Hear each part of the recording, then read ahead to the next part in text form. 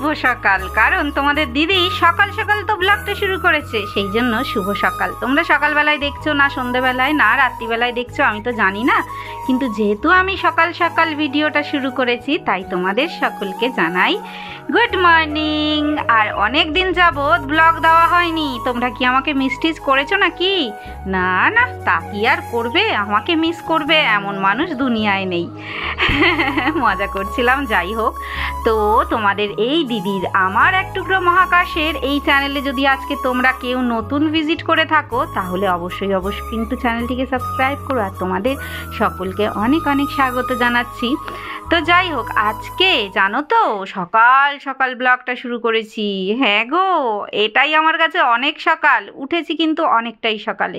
কিছুদিন যাবৎ ব্লগ তো দিইনি, আসলে ভিডিও করার মন মেজাজ দুটোই আমার হারিয়ে গেছে। কাজের চাপও বলতে পারো, তো কিছুই ভালো লাগে না। তো তোমরা ভিডিওতে কিন্তু একটাও কমেন্ট করছো না, একটা কমেন্ট করো না গো, বলো না গো তোমরা কোথা থেকে দেখছো, কোথা থেকে আমার ভিডিওটা দেখছো। আমি যদি পড়ে কিন্তু আমার অনেক ভালো লাগবে তোমরা কোথা থেকে আমার ভিডিওগুলো দেখছো। ঠিক আছে? তো অবশ্যই যে সমস্ত ভাই বোনেরা আমার ভিডিও দেখছো অবশ্যই একটা ছোট্ট করে কমেন্ট করে দিও। আর এই যে দেখো, আমি সকালবেলায় দুধ জাল দিচ্ছি। আমার শাশুড়ি মায়ের থেকে দুধটা আমি নিই। আমার শাশুড়ি মা দুধের ব্যবসা করে, তো অন্য কোথা থেকে কেন নেব, আমার শাশুড়ি মার থেকেই নিই। আর বাইরে ওই যে প্যাকেটের দুধগুলো হয় না, একদম ভালো না, খেও না তোমরা প্যাকেটের দুধ। আমুল কোম্পানির দুধ আমি খাচ্ছি, সেটাও মনে হচ্ছে চুনের মতো লাগছে। একদিন জাল দিচ্ছি, মনে হচ্ছে যেন চুন জাল দিচ্ছি। তো তারপর থেকে আমি আর ওই দুধ খাওয়া বন্ধ করে দিয়েছি। তো আমার শাশুড়ি মা বললো, তুমি এই দুধই খাও না, তো কেন তুমি বাইরে প্যাকেটের দুধ খাচ্ছ? তো একা কেন খাবো, শ্বশুরমশাইকেও গরম করে একটু দিয়ে দিয়েছি। আর তোমাদের দাদা কিন্তু উঠে পড়েছে, দেখো ঘর দুয়ারের কী অবস্থা, এগুলোকে তুলতে হবে তো এখন। তার আগে দেখি এই যে ভাতটা কতটা হলো। ও, ভাতে তো এখনও উতলই আসেনি।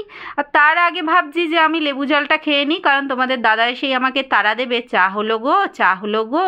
তো চাটাও বসাতে হবে আমাকে, কিন্তু তার আগে ভাবলাম একটু আমি রোগা হওয়ার পথ্যটা খেয়ে নিই।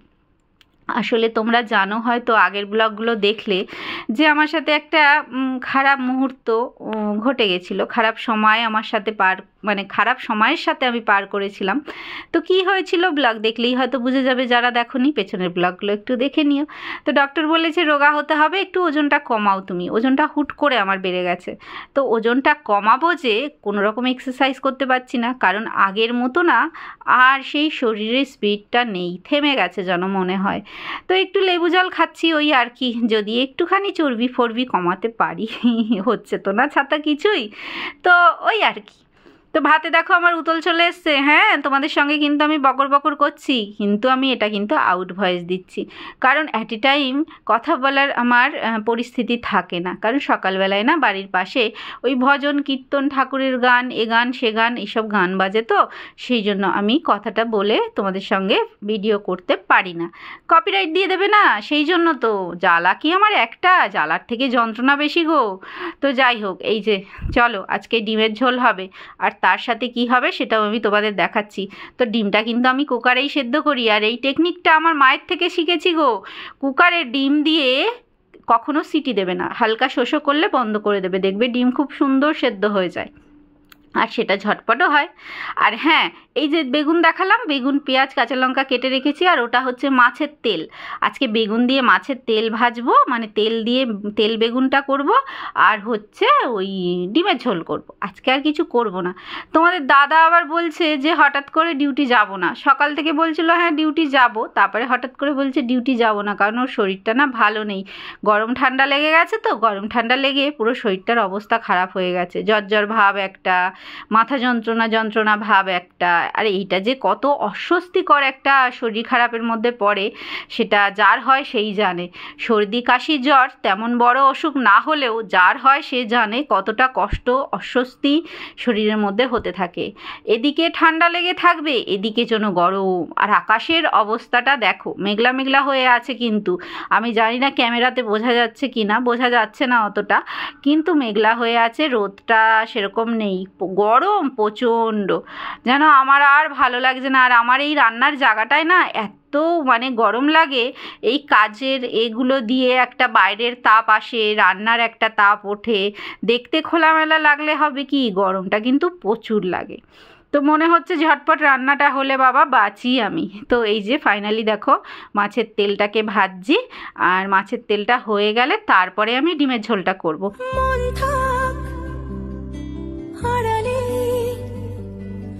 মাঝে মাঝে ছুঁতে আসা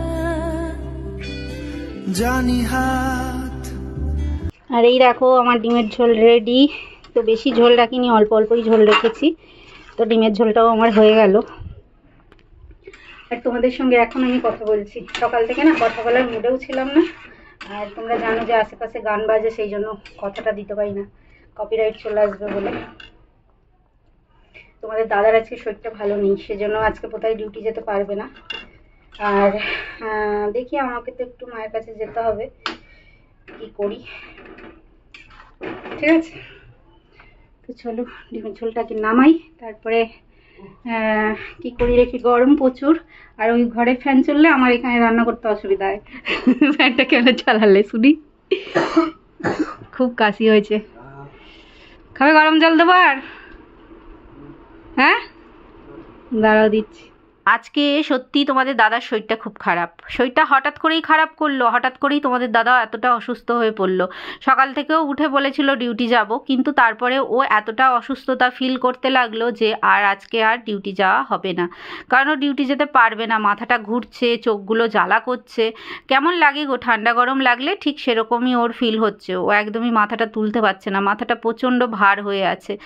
তো কি আর করা যাবে, আমি রান্নাবান্না তো করেই নিয়েছি। আর এবার যে জামা কাপড়গুলো ছাদ থেকে তুলে এনেছিলাম সেগুলো ভাঁজ করে জায়গায় রাখছি। আর ছাদে যাওয়া যায় না গো, পুরো পা পুড়ে যায়, আর যে জামা কাপড়গুলো থাকে পুরো পাপড়ের মতো হয়ে যায়।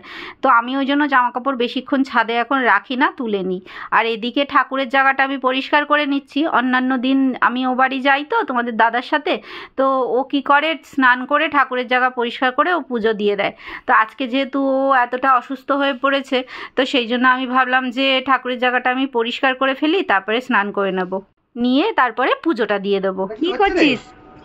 হ্যাঁ দাঁড়া, এটা কি হচ্ছে? নোটাঙ্কি হচ্ছে, নোটাঙ্কি পড়বি পেছনে। দাঁড়াও, ও পড়ার মান নয়। লাল লাল করে যা দৌড়য় মনে হয় এই বললো। ওর বলটা নিয়ে নাও, তো নিয়ে নাও, পপর বল নিয়ে নাও গো, তুমি খেলবে বল। গাড়ির যা নেশা না ওর। ওই দেখো না কি বল, তিনখানা বল খেলছিস পপো? হ্যাঁ ওখানে একটা আছে, চারটে বল, বাপরে বাপ, রোদের মধ্যে খেলছে।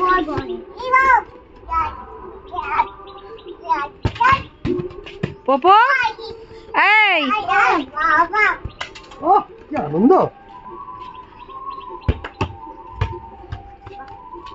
দেখতে দেখতে এটা বড় হয়ে গেল। আবার কোথায়? হ্যাঁ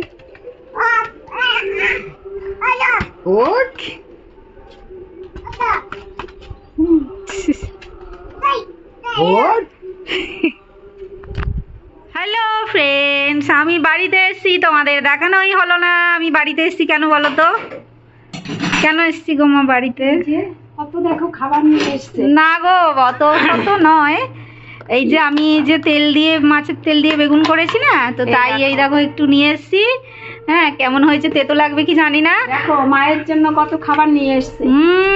আর কালকে রাতে একটু ফ্রাইড রাইস করেছিলাম, তাই তুলে রেখেছিলাম, ওই জন্য মায়ের জন্য নিয়ে এসেছি। আর এখানে আছে চিল্লি চিকেন, এই জন্য বলে মায়ের মন আর মেয়ের মন।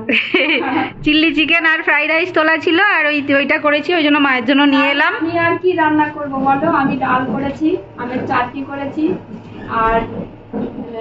আর ওই ডিম মানে আলু সেদ্ধ করে রেখেছি। ভেবেছিলাম যাই হোক একটা করবো, হয় দম করবো, নালে ডিম করবো। মা কিছু করেনি, মোট কথা মা আর কিছু এখন করেনি, করবো না। তো এখন হচ্ছে দিলাম, 5 মিনিট বসেছিলাম, তো এবার যাবো বাড়ি।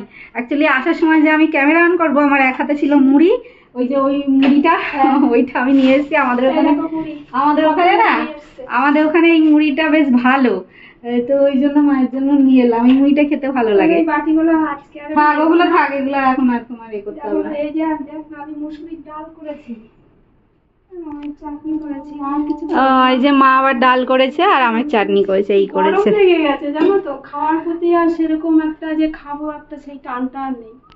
এই গরমকালে এমনই হয়, খাওয়া দাওয়ার প্রতি কোনো রুচি থাকে না, শুধু এই টক ডাল, একটুখানি পোস্ত, ঝিঙে পোস্ত হোক, এই একটু ঝোল, এগুলোই ভালো লাগে খেতে। এগুলো করবো কি, ঘরের লোক আবার খেতে চায় না। এক একজনের এক এক রকম খাওয়ার ধরন, সেই জন্য হয়ে যায় অসুবিধে। চলেন বাবু মশাই, খিদে পাচ্ছে। তোমাদের দাদা বসেই আছে, বলছে ঘুমিয়ে যাবো এখানে, আমার ভয় দেখাচ্ছে। শরীর ভালো না, রোদের মধ্যে এসছি, এই হচ্ছে অবস্থা। কি হেলমেট বাইরে রেখেছো তুমি? ও বাঙাল বাড়ি বিয়ে করা ওর মানে বৃথা হয়ে গেছে, ও কালকে বললো কিন্তু। হ্যাঁ, কারণ ও লতি খাইনি, খাইনি, কাউকে বলতে পারবে না। রিঙ্কু বললো যে আমি মা আনতে বলবো, আমি রান্না করবো, সেই জন্য আর কচুরলতি দেখতে পেলে নিয়ে আসো, আমি তোমায় রান্না করে দেবো। না না ঠিক আছে, এলাম। বাইরে করে এলে তাও অত কষ্ট হয় না। জল এনেছিস?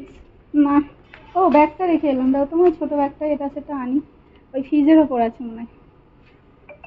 এই জায়গাটা জঙ্গল ছিল, পরিষ্কার করে দিয়ে গেছে মিউনিসিপ্যালিটির লোক এসে, কারণ অনেক বড় বড় গাছ হয়ে গেছিল। আর এই বাড়িটা তো রং ফং করে পড়েই আছে, এখনো লোকজন আসেনি। জানলাগুলো আটকে দেওয়ার দরকার ছিল, বলো মা? জানলাগুলো দিয়ে তো সেই ধুলোই ঢুকবে। রঙের গন্ধটা যাতে চলে যায় না। হ্যাঁ হ্যাঁ, তাও ভালো, রঙের গন্ধটাও চলে যাবে। কিন্তু এই রংটা, নীল রংটা করে যেন কি বিচ্ছিরি করে দিল। সাদা রংটা করেছিল কি সুন্দর লাগছিল, বেশ লাল বর্ডার দিয়ে দিত।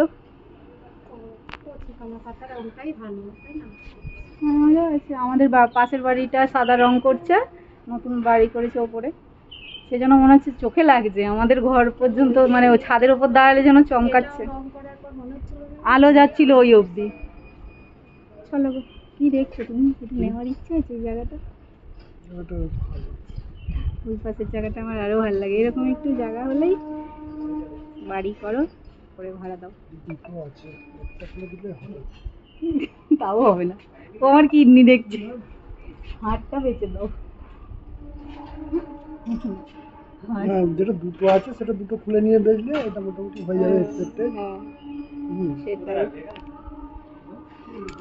চলো আসি, চলো এবার যাওয়া যাক বাড়ি এই রোদের মধ্যে। আমার মা তো মরা। ও তুমি ভোগ করবে, তুমি ঠিকঠাক থাকবে, আরেকখানা আনবে, ওই জন্য তো বিয়ে করে আনবে আরেকটা। ওকে যে বউ নিয়ে তখন কি হবে? কিরকম বর দেখো, বউয়ের কিডনি বিক্রি করে জায়গা কিনবে।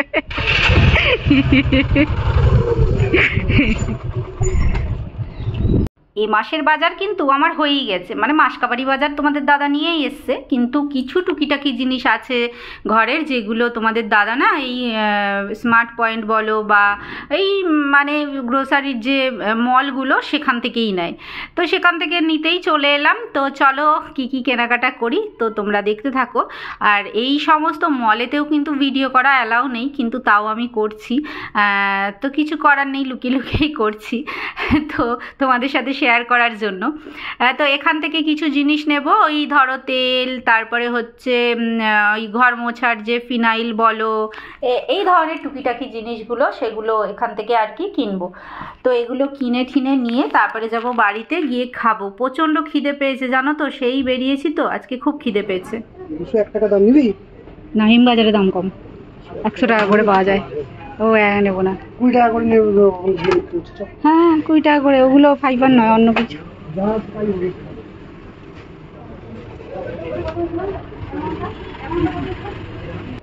একবার ওদিক থেকে এদিক, এদিক থেকে ওদিক এই করি। সেই বড় প্যাকেটই নেবে, আমার এত কষ্ট হয় ঢালাঢালি করতে।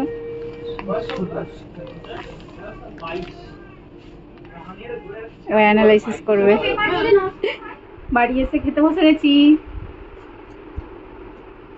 তোমাদের দাদার খাওয়া হয়ে গেছে আর আমি এখনো খাচ্ছি। এই যে এখানে আছে মাছ, এখানে আছে শাক, এখানটা আছে মোচা, এখানে আছে ডিমের ঝোল। ঠিক আছে, এত কিছু দিয়ে খাচ্ছি। তোমাদের দাদা তো একটুখানি খেয়েছে।